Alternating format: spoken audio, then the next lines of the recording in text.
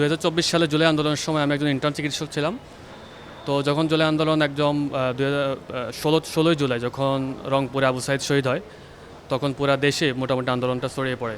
তো তারই প্রেক্ষিতে আমরা একজন চিকিৎসক হিসাবে আমরা ইবনে সিনা মেডিকেল কলেজে আমরা একটা স্বাস্থ্যসেবা দেওয়ার জন্য যারা আহত হয় তাদের স্বাস্থ্যসেবার জন্য নিমিত্তে আমরা একটা কমিটি গঠন করি, ইন্টার্ন চিকিৎসক এবং যারা স্টুডেন্ট ছিল তাদের সমন্বয়ে, এবং আমাদেরকে সর্বাত্মক আমাদের শিক্ষকরা আমাদের সর্বাত্মক হেল্প করেছেন আর কি। তো আমরা প্রথম একটা কমিটি গঠন করে আমরা প্রথম থেকেই যারা আহত হয়ে আমাদের পুরা ঢাকা শহরের বিভিন্ন স্থান থেকে, বিশেষ করে সাভার, মিরপুর, মোহাম্মদপুর থেকে আহতরা আমাদের এখানে চিকিৎসা নেওয়ার জন্য আসছেন। তো এই চিকিৎসা দেওয়ার ক্ষেত্রে আমরা অনেকগুলা বাধার সম্মুখীন হয়েছি আমরা, বিশেষ করে বিগত ফ্যাসিস্টের আওয়ামী সন্ত্রাসীরা আমাদের ইবনে সিনা মেডিকেল কলেজের যে মেইন গেট, সেখানে তারা সকাল থেকে 50 থেকে 60 জন মিনিমাম তারা চেয়ার বসিয়ে তারা সেখানে অপেক্ষা করতো। কোনো আহত রোগী যদি তারা পাইতো তারা সেখানে ঢুকতে দিত না আর কি, তারা বাধা প্রদান করতো, এখানে চিকিৎসা নেওয়ার জন্য তারা বাধা দিত। তো আমরা অনেক কৌশলে তারা আমাদের আরেকটা গেট ছিল, আমাদের ছোট একটা গেট ছিল, আমরা অনেককেই আমরা ছোটো গেট দিয়ে আমরা ভিতরে প্রবেশ করিয়েছি আর কি।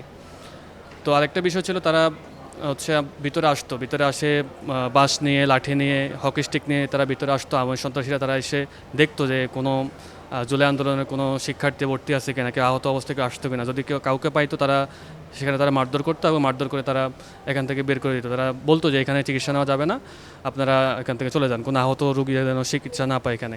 তারা আমাদেরকে এভাবে বাধা দিত।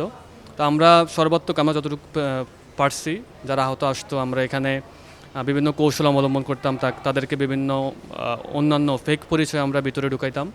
তারপর ফেক পরিচয়ে আমরা তাদেরকে ভর্তি দিতাম। যেমন কেউ যদি বুলেট শট বা গান শট ইঞ্জুরি নিয়ে আসতো, আমরা তাদেরকে লিখতাম যে তারা ভমিটিং অথবা অ্যাবডোমিনাল পেইন নিয়ে আসছে, এরকম লিখে আমরা তাদেরকে ভর্তি দিতাম এবং ওই হিসাবে তারা ট্রিটমেন্ট করতাম। তাদের নাম পরিচয় আমরা ফেক নাম দিতাম, কারণ তখন ডিজিএফআই, এনএসআই তারা প্রতিদিনে আসতো। আমরা যতটুকু খবর পাইতাম যে তারা প্রতিদিনে আসতো বিকালবেলা অথবা রাত্রেবেলা, তারা দেখতো কেউ ভর্তি আছে কিনা। তারা যদি পাইতো তাদেরকে বের করে দিত অথবা গ্রেপ্তার করে নিয়ে যেত। ইবনে সিনা মেডিকেল কলেজে যারা আসতো তখন সবাইকে ফ্রিতে ট্রিটমেন্ট সম্পূর্ণ আমরা ফ্রিতে দিতাম। এবং যারা আসতো, যাদের ভর্তি হওয়ার দরকার ছিল না, আমরা তখন তাৎক্ষণিক যে ইমিডিয়েট যে ফার্স্ট এড ট্রিটমেন্ট দরকার ছিল, আমরা সেটা দিয়ে অনেকে স্প্লিন্টার নিয়ে আসতো, স্প্লিন্টারগুলো আমরা বের করে দিতাম, অথবা কাটা ছেঁড়া নিয়ে আসতো, আমরা সেলাই করে তখন তাৎক্ষণিক ছুটিয়ে দিয়ে দিতাম আর কি। তো আমরা এরকম ট্রিটমেন্ট দিতাম। আমরা আমাদের সর্বাত্মক আমরা যারা ইন্টার্ন চিকিৎসক ছিল, আমাদের স্টুডেন্ট যারা ছিল, আমরা সব সময় একটা কমিটি গঠন করে আমরা এখানেই 24 ঘন্টা এখানেই থাকতাম, রাত দিন থাকতাম। এবং যে কোনো সময় যদি কোনো আহত, সেটা দিন হোক রাত হোক, যখনই আসতো আমরা সবাইকে সর্বোচ্চ ট্রিটমেন্ট দেওয়ার চেষ্টা করতাম। ছাত্রলীগ, যুবলীগ সবাই আসতো। আমরা যে তারা গেটের বাইরে অবস্থান করতো, সকাল থেকে বসে থাকতো মিনিমাম 50-60 জন। তারা সেখানে বিরিয়ানি রান্না করতো, সেখানে খাওয়া দাওয়া করতো। আর যদি কাউকে পাইতো যে আসতেছে কেউ আহত, আন্দোলনে কেউ আসছে, তাদেরকে বাধা দিত এবং সেখান থেকে ফিরিয়ে দিত, যেখানে ট্রিটমেন্ট নেওয়া যাবে না। এবং তারা যদি খবর পাইতো যে ভিতরে কেউ ঢুকছে, আহত কেউ আসছে, কোনোভাবে ঢুকতে পারছে, তারা তখন হকি স্টিক, লাঠি নিয়ে ভিতরে আক্রমণ করতো। তারা ইমার্জেন্সিতে এসে যারা ডক্টর ছিল তাদেরকে হুমকি দামকি দিত যে আপনারা যদি ভর্তি নেন তো আমরা হাসপাতালে আক্রমণ করবো, হাসপাতালে ভাঙচুর করবো।